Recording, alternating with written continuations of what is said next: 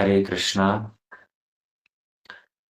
तो एक बार फिर हम लोग एकत्रित हुए हैं हमारे प्रत्येक दिन के इस नित्यम भागवत सेवा के प्रोग्राम के अंतर्गत, जहां हम लोग ग्रंथ भागवत और भक्त भागवत की महिमा को श्रवण करते हैं। प्रत्येक दिन हम लोग ब्रह्म मुहूर्त में ये चतुर्मास का विशिष्ट समय, जिसके अंदर भगवान नाम जाप से अपना दिन आरंभ कर रहे हैं। और इसी के साथ साथ ही हमें भगवान नाम जप करने के लिए जो प्रेरणा प्रदान करने वाले भक्त भागवत हैं, उनकी महिमा भी श्रवण कर रहे हैं। कल हम लोग भगवान नाम के विषय में ही कुछ डिस्कशन कर रहे थे, और कल का जो हमारा सत्र था, हमने एक प्रश्न पूछ करके विराम दिया था। शास्त्रकारों ने चैतन्य चरितामृत में इसलिए वर्णन आया है आदि लीला में कि कृष्ण मंत्र और कृष्ण नाम, इन दोनों की महिमा को कविराज गोस्वामी ने वर्णन किया है। सबसे पहली बात तो मंत्र और नाम, इन दोनों के बीच में जो पार्थक्य है, इन दोनों में जो डिफरेंस है, वो हमने कल थोड़ा सा बतलाया था। कैसे मंत्र के अंदर बीज मंत्र और समर्पण का भाव स्वाहा नमः इत्यादि लग करके वो ही नाम ही मंत्र रूप में परिणत हो जाता है। और जब नाम मंत्र रूप में परिणत होता है, तो उसके साथ में कुछ विधि निषेध इत्यादि भी जुड़ जाते हैं। कल हम लोगों ने ये बात चर्चा करी थी। नाम वो सब समय जप करने के लिए योग्य है। नाम के लिए कोई विशेष विधि निषेध नहीं रखा कलयुग में, है ना। पहले हमने बतलाया था इस बारे में कि कैसे भगवान का नाम अत्यंत कल्याणकारी है और भगवान का नाम बड़ा दयामय है। भगवान के समान ही शक्ति धारण करने वाला है। इसलिए ऐसे भगवान के नाम को यदि जप करने के लिए कुछ नियम बतला देते, शुचि इत्यादि का काल का पालन करने का नियम यदि बतला देते, तो कलयुग का जीव कुछ भी नहीं करता, बिल्कुल कुछ करता ही नहीं। वैसे ही भगवत भजन के प्रति कितना उदासीन है, आप स्वयं देखिए। ब्रह्म मुहूर्त का समय है, हमारे जो ग्रुप्स बने हुए हैं जिसके अंदर सब जगह मैसेज सर्कुलेट होता है, प्राय 1000 लोग तो होंगे ग्रुप में। कई लोगों ने तो ज्वाइन कर रखा है, और वर्ष में एक बार कभी 2 बार कभी मैसेज खोल देते हैं ग्रुप पर, कुछ नोटिफिकेशन आया है, या एकादशी की एकादशी देखते हैं कि चलो एकादशी आ रही है, समय कब है, पारण का समय कब होगा। तो इस तरह से इतना फ्रीक्वेंटली ग्रुप विजिट करते हैं। अपने पर्सनल मैसेजेस व्हाट्सएप भले ही दिन में 10 बार खोलते होंगे, लेकिन ग्रुप को देखने के लिए बहुत ही लिमिटेड लोग हैं। इसीलिए वही बार-बार वैसे ही प्रश्न भी करते हैं। तो 1000 लोगों में से कुछ गिने-चुने 100 लोग, 150 लोग ही अभी सवेरे के सत्र में जुड़ करके ये भगवान का नाम जाप करते हैं और उसके उपरांत हरि कथा सुनते हैं। तो कलयुग के जीवों को परमार्थ के प्रति कितना उत्साह है, ये तो भैया देखने से पता चल रहा है ना? बहुत ज़्यादा उदासीन है। और उदासीन होने के साथ-साथ में अगर कुछ नियम वगैरह रख दिए जाते कि इन नियमों का पालन करते हुए आपको भगवान नाम जप करना होगा, तब तो बिल्कुल भी कोई करता ही नहीं। इसलिए भगवान ने क्या कर कहा, "न देश नियमस्मिन्, न काल नियमस्तथा, उच्छिष्ट आदौ निषेधो अस्ति, हरि नाम्नि लुब्धकः।" ये भगवान का नाम जप करने के लिए भैया हमें कुछ नियम नहीं रखना। देश, काल, पात्र, शुचि, अशुचि का कुछ भी नियम नहीं रखा। बस जैसे भी हो। महाप्रभु ने तो इतना तक कहा, "खाइते, शुइते जथा तथा नाम लय।" भोजन कर रहे हो, भोजन करते वक़्त भी यदि मुख से भगवान नाम उच्चारण हो जाए, कल्याणकारी है। शयन करते वक़्त भी भगवान नाम यदि उच्चारण हो जाए, कल्याणकारी है। अरे जिस किसी भाव से हो भैया भगवान नाम जप करना आरंभ तो करो। तो इसीलिए नाम को जप करने के लिए तो कोई विधि निषेध नहीं रखा। लेकिन नाम को अंततः सावधानी पूर्वक जप तो करना पड़ेगा ना, क्योंकि नाम की 3 स्टेजेस हमने बतलाई थी। कौन-कौन सी 3 स्टेजेस है बतलाओ? हैंड रेज़ करके बतलाओ, नाम की 3 स्टेजेस जो हमने बतलाई थी। भगवान नाम जप करते-करते 3 तरह का नाम जाप जो, बोलो सरोज मंगला जी। हरे कृष्ण प्रभु जी, दंडवत प्रणाम। हाँ जी। प्रभु जी, पहला है नाम अपराध, दूसरा हुँ, नाम आभास और तीसरा शुद्ध नाम। ठीक है। नाम अपराध किसे कहा गया है बतलाइए? ज्योति दीदी बतलाइए। हरे कृष्णा प्रभु जी, हाँ धन्यवाद जी, प्रणाम। कहिए, कहिए। हुँ, जो ज जो जब हम प्रभु जी नाम कर मतलब बात करते-करते करते हैं या मतलब हमारा मन भी नहीं लग रहा, उसमें मन इधर-उधर जा रहा है, या फिर भी हम प्रयास पूर्वक वो जप करते हैं, तो वो नाम अपराध कहा जाता है। ठीक है। हमने और कुछ बतलाया था इसके विषय में?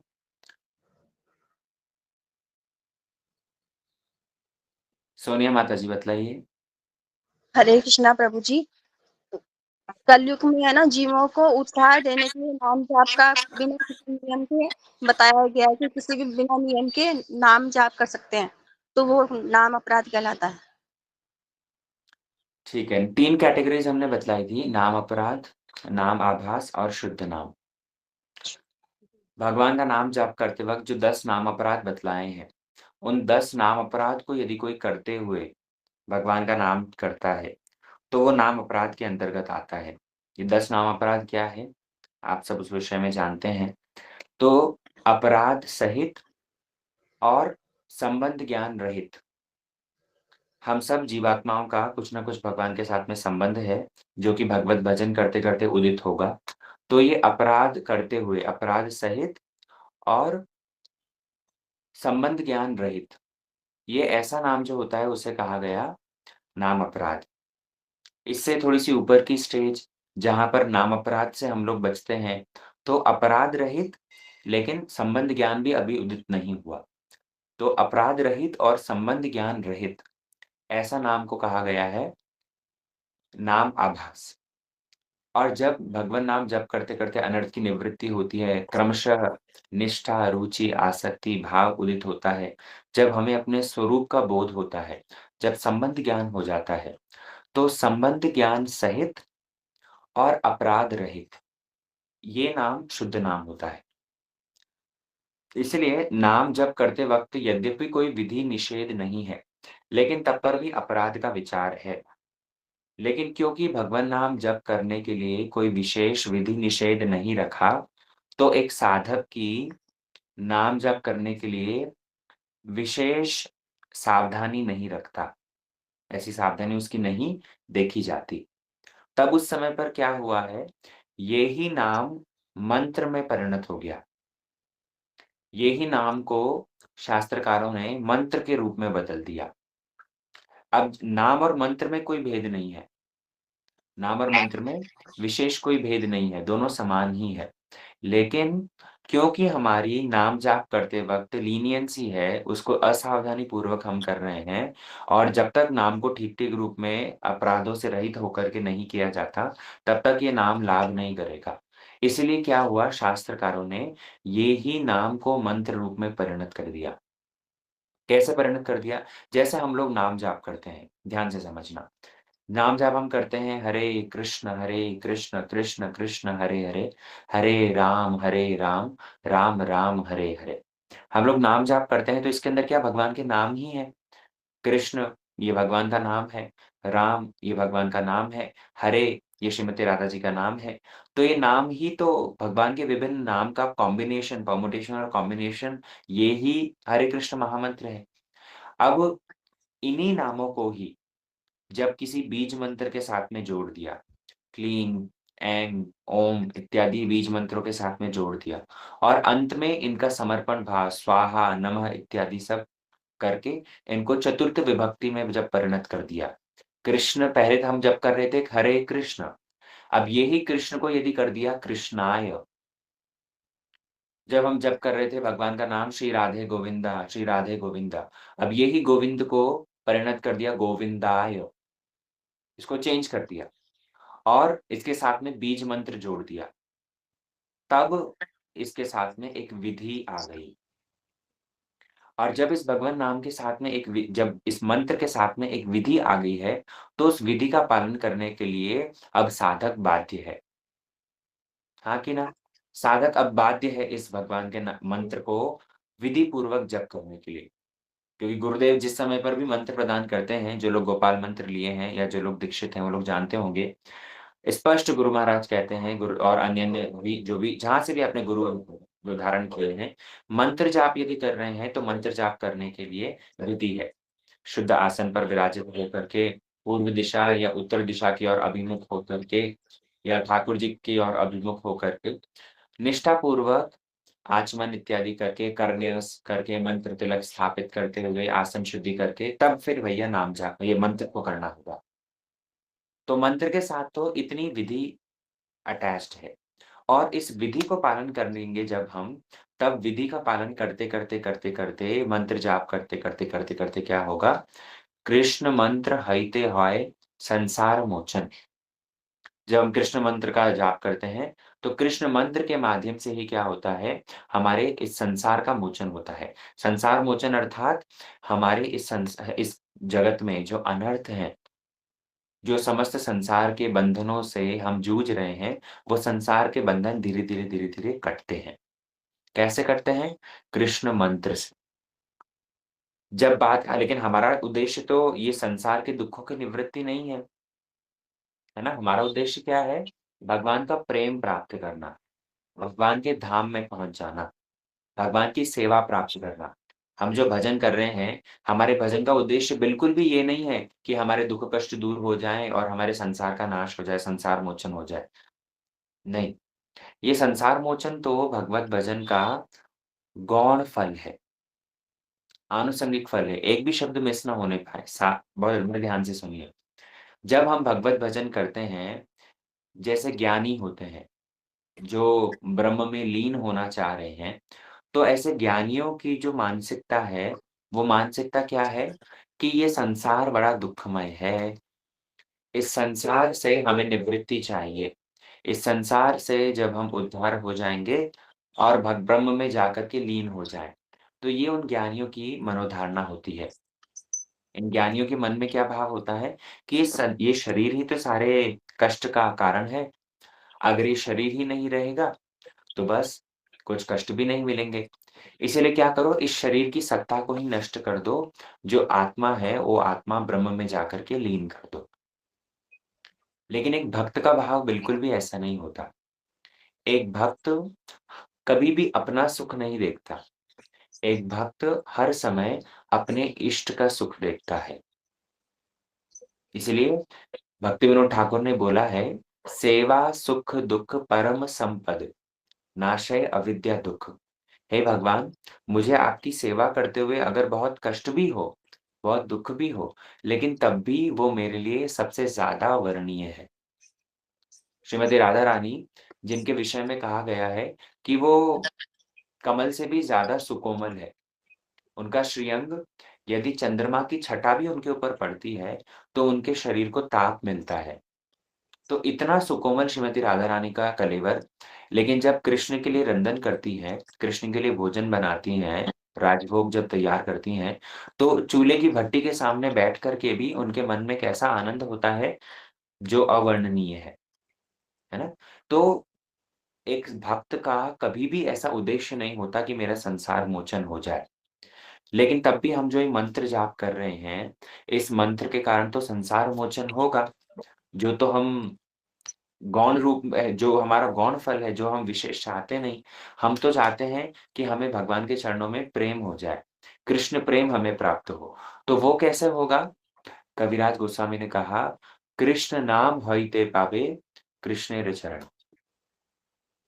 भगवान का नाम यदि हम जाप कर रहे हैं, हरे कृष्ण, कृष्ण कृष्ण हरे हरे, हरे राम, राम राम हरे हरे। जब ये भगवान नाम हम कंटीन्यूअसली जाप करेंगे, तो इसके माध्यम से कृष्ण प्रेम प्राप्त होगा। इसके माध्यम से हमें कृष्ण के चरणों की प्राप्ति होगी। अर्थात कृष्ण मंत्र का यदि किसी ने जाप किया, तो उसका संसार मोचन होगा, उसको इस संसार से निवृत्ति हो जाएगी। भूर्भुवः महर् जन तप सत्यलोक, इन सब से निवृत्त होकर के वो वैकुंठ लोक जाने के लिए प्रस्तुत हो जाएगा। लेकिन वैकुंठ लोक असल में प्राप्त कब करेगा? कृष्ण के चरण प्राप्त कब करेगा? गोलोक वृंदावन प्राप्त कब करेगा? बोले जब उसने कृष्ण नाम भी साथ-साथ में जाप करेगा। बात समझ में आई? किसी को कुछ डाउट हो तो पूछ लेना क्लास के अंत में। अभी इतना समझ लो कि 2 चीज़ है, नाम और मंत्र। कृष्ण नाम, ये हरे कृष्ण महामंत्र, इसे कृष्ण नाम कहा गया।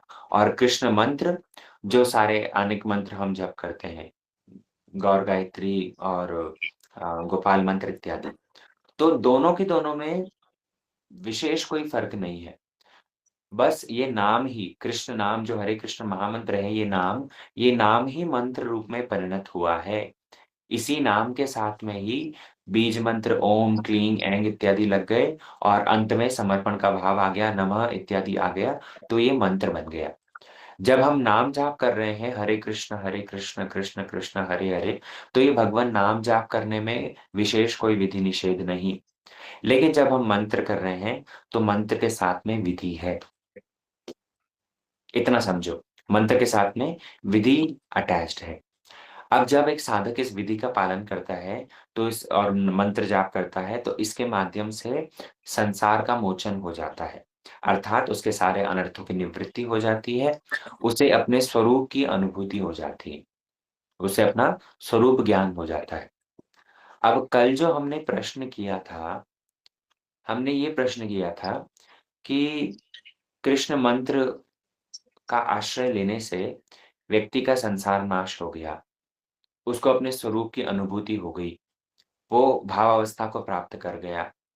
लेकिन तब पर भी देखने को मिलता है कि वो अभी भी मंत्र जाप कर रहा है, अभी भी आनिक इत्यादि कर रहा है ना? एक भाव अवस्था का जो साधक है, वो उसका उसको अपने स्वरूप की अनुभूति हो गई है।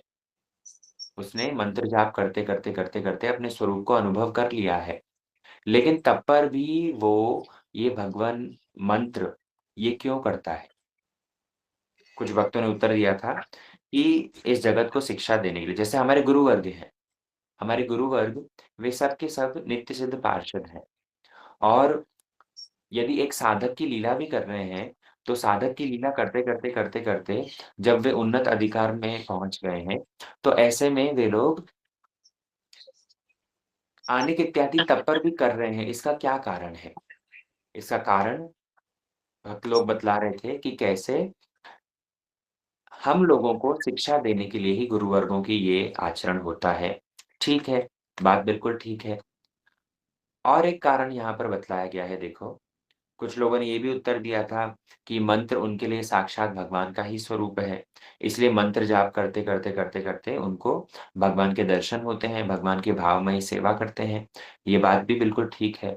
बहुत सारे कारण इसके हैं। हमारे श्रील भक्ति प्रज्ञान के केशव गोस्वामी महाराज, आप लोगों ने एक समय सुना हो तो, वे जब आनिक कर रहे थे, एक समय उन्होंने आनिक आरंभ करी है और आनिक करते 3-4 घंटे हो गए।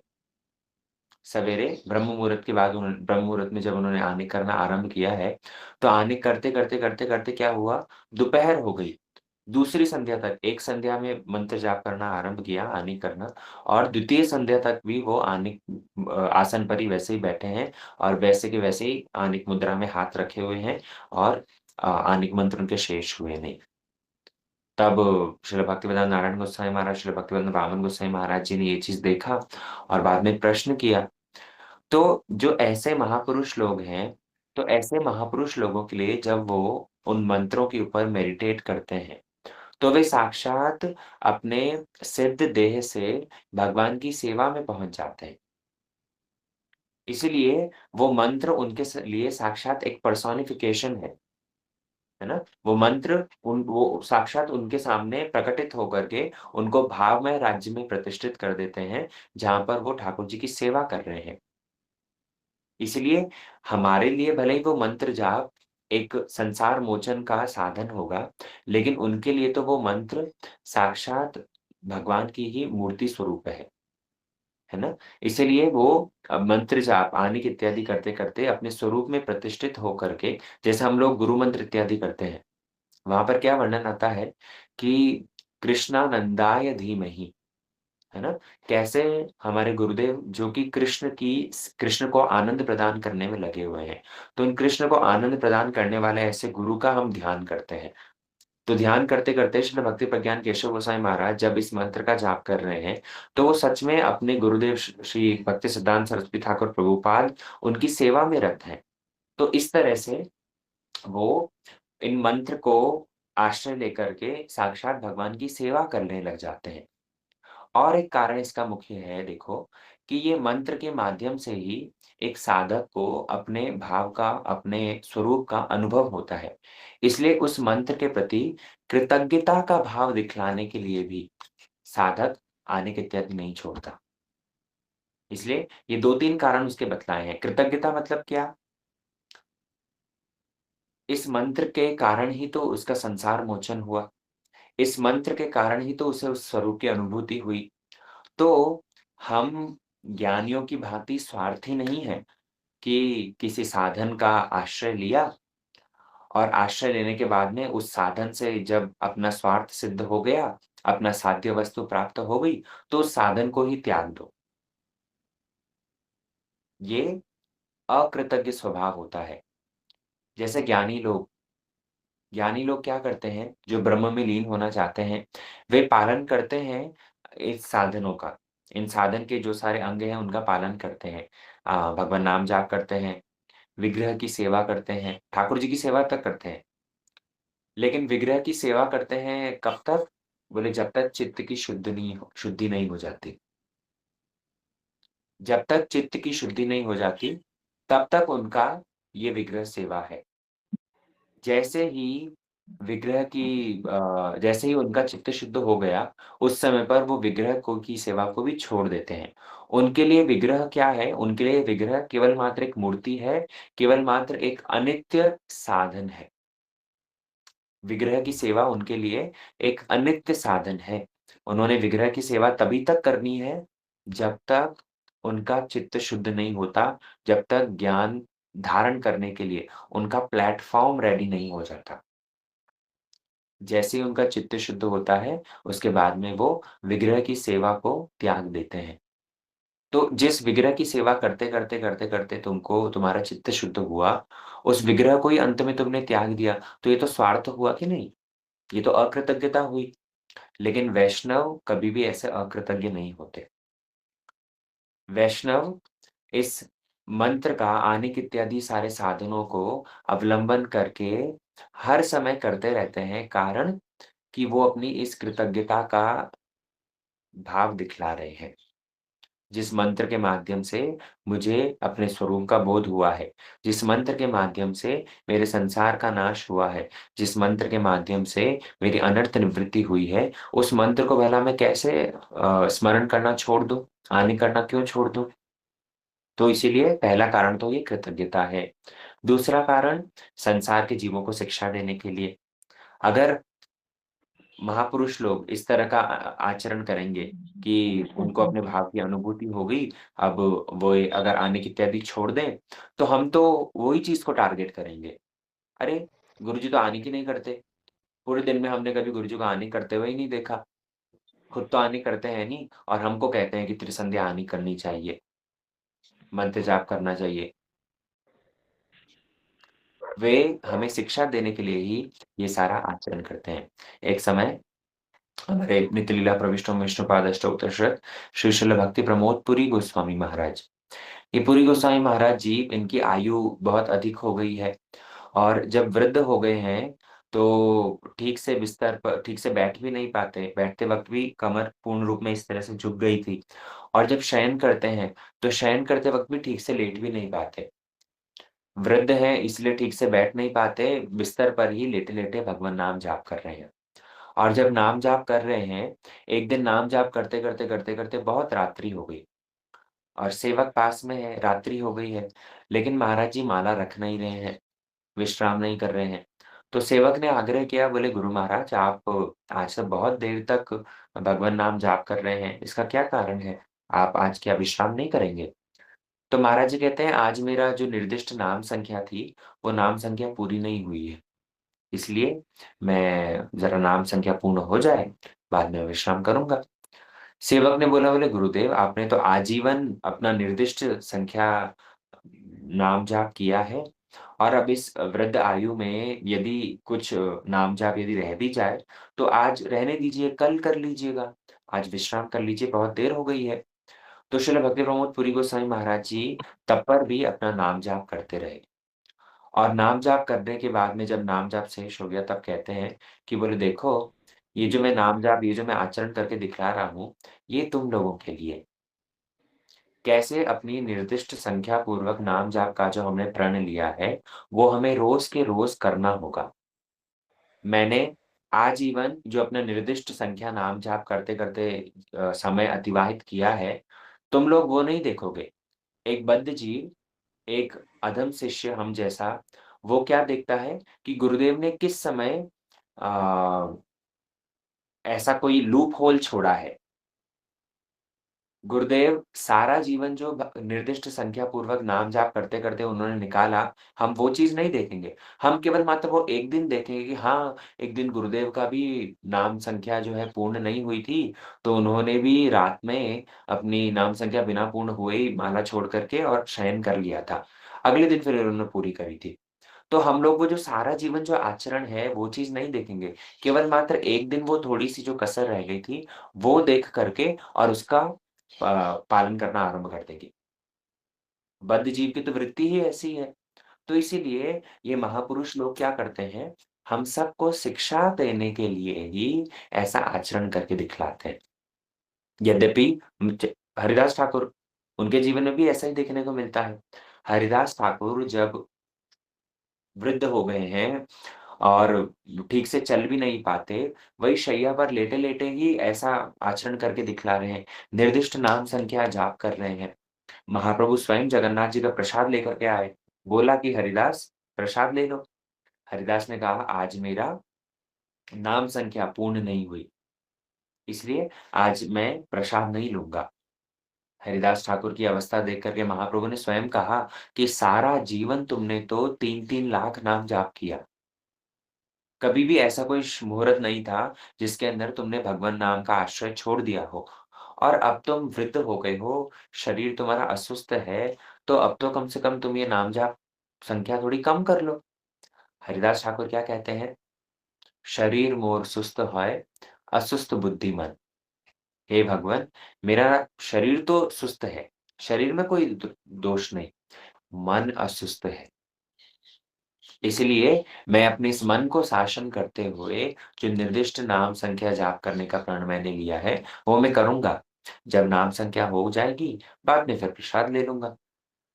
तो इसलिए बुद्धिमान व्यक्ति वो तो महापुरुषों के इस आचरण को देखेगा और जो हम जैसे अधम शिष्य हैं, वो क्या करेंगे, वही एक जो छोटा-सा लूप होल रह गया है, वो ही एक जो थोड़ा-सा स्कोप हमें फाँकी देने का, ठगने का जो मिल गया है, हम उसको लेकर के ही आचरण करने लग जाएँगे।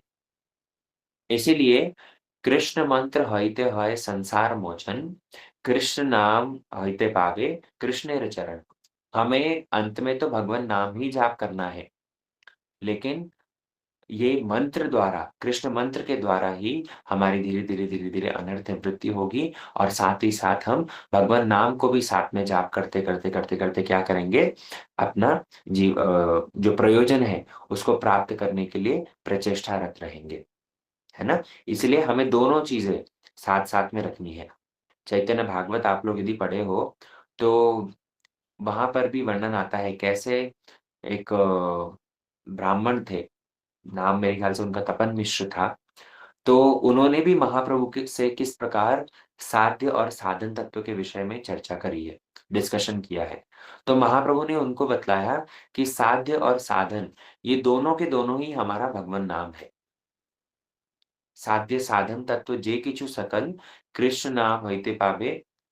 उन्होंने बतलाया वहाँ पर कि कैसे साध्य और साधन, साध्य मतलब क्या? जो हमारा प्रयोजन है, जो हमारा गोल है और साधन उस प्रयोजन को प्राप्त करने के लिए जो हम प्रोसेस यूज़ कर रहे हैं।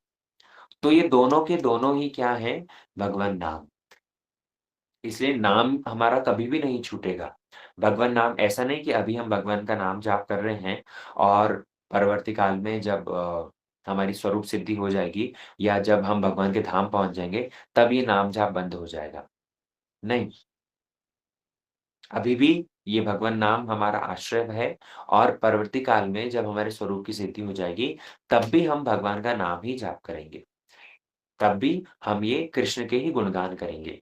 बस फ़र्क ये होगा कि अभी हमारे लिए भगवान नाम का अर्थ कुछ और है, परवर्ती काल में ये भगवान नाम का अर्थ हमारे लिए कुछ और होगा। जब संबंध ज्ञान हो जाएगा, तब ये ही हरे कृष्ण महामंत्र, तब ये ही भगवान का नाम हमारे लिए कुछ और तात्पर्य हो जाएगा, है ना? जैसे उदाहरण देकर के बतलाते हैं, एक नर्सरी क्लास का बच्चा या एक प्रिलिमिनरी क्लासेस के बच्चा, वो जब पढ़ता है एबीसीडी, उसके लिए A for apple, B for boy, C for cat, D for dog, इस तरह से ये अल्फाबेट्स पढ़ाए जाते हैं। और एक पीएचडी होल्डर जो है, पीएचडी की पढ़ाई करने वाला व्यक्ति, वो भी तो जो बुक्स पढ़ता है, वो भी उन एबीसीडी से ही बन के लेटर्स मिल करके सेंटेंसेस बन के वो ही तो पढ़ रहा है ना? हाँ कि ना? एक बच्चा जो एबीसीडी अपनी बुक में पढ़ रहा है, वो और जो एक पीएचडी होल्डर अपनी बुक्स के अंदर एबीसीडी जो लेटर्स से बने हुए कॉम्बिनेशंस पढ़ रहा है, वो दोनों सेम है कि नहीं? बाहर से देखने को लगता है कि लेटर्स तो सेम है। वो ही A for apple, B for boy छोटे बच्चे को पढ़ाया जा रहा है, और वो ही इन लेटर्स से बने हुए वर्ड्स और वर्ड्स से बने हुए सेंटेंसेस और सेंटेंसेस से बने हुए पैराग्राफ और उनसे बनी हुई पूरी थ्योरी एक पीएचडी होल्डर पढ़ रहा है। लेटर्स सेम है, बाह्य दृष्टिकोण से वो एबीसीडी से ही बने हुए वो सारे लेटर्स सेम हैं, लेकिन दोनों के अंदर अर्थ का फ़र्क है। कहाँ एक बच्चे के लिए ए फॉर एप्पल से ज़्यादा और कुछ नहीं है। ए क्या है वो नहीं जानता, लेकिन ये ही ए जब पीएचडी होल्डर के सामने आता है, तो उससे बना हुआ वो वर्ड और वर्ड से बने हुए सेंटेंसेस वो सब वो बहुत अच्छे से उसका तात्पर्य समझ करके उसको ग्रहण करता है। ठीक उसी प्रकार अभी हमारे लिए हरे कृष्ण महामंत्र, इसका बहुत ही साधारण अर्थ है, या फिर इसका जो हम इससे जो हम भाव ग्रहण करते हैं, जो इस ये हमें आशय प्रदान करता है, वो कुछ ख़ास है नहीं। लेकिन यही हरे कृष्ण महामंत्र को श्रीमती राधा रानी विरह में उच्चारण करती है, और विरह में जब इनके मुख से ये हरे कृष्ण महामंत्र निकलता है, तो ये भाव भरा क्रंदन वो कुछ और लेवल का है ना? तो ये नाम हमारा जो प्रत्येक दिन हम ये ब्रह्म मुहूर्त में नाम जाप कर रहे हैं, ये नाम कितना ज़्यादा महत्वपूर्ण है, ये साधन और साध्य दोनों के दोनों हैं हमारे लिए। इसलिए हमें कभी भी ये भगवान नाम जप करने में ढिलाई नहीं करनी चाहिए। गुरु महाराज तो बार-बार, बार-बार इसी बात पर बहुत ज़्यादा स्ट्रेस देते हैं कि भैया जगत में सब कुछ छूटेगा। छूटना है। आज, कल नहीं तो परसों, ये सब का सब जगत की वस्तु नश्वर है, छूटनी ही है। लेकिन कृष्ण नाम जैसे कभी नहीं छूटना चाहिए। भगवान नाम निरंतर हमें जप करते, करते, करते, करते ही अपना जीवन अतिवाहित करना होगा। ठीक है? आज के सत्र को हम यहीं विश्राम देते हैं। प्रत्येक दिन आप लोग इसी तरह से भगवान नाम जप करने के लिए उत्साह दिखाइए, और अंत में आप कल से होगा तो हम लोग श्री सनातन गोस्वामी के चरित्र को विस्तार से सुनेंगे। ठीक है? वाञ्छाकल्पतरुभ्यश्च कृपा सिन्धुभ्येव च पतितानां पावनेभ्यो वैष्णवेभ्यो नमो नमः।